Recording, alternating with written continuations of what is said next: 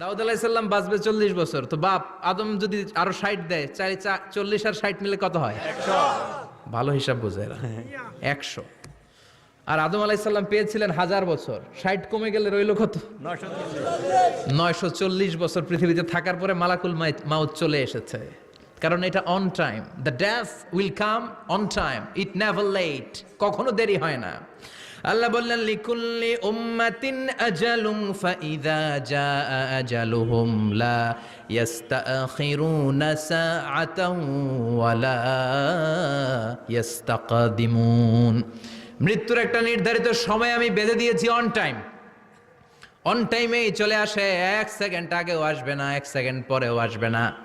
940 বছর বয়সে মালাকুল মাউত এসে হাজির, এসে বলল জিইতু আন আকবাদা রূহাক, রূহ কবজ করতে আসছি। আদম আলাইহিস সালাম বললেন রূহ কবজ করতে আসছো মানে? আমি বাঁচবো তো 1000 বছর।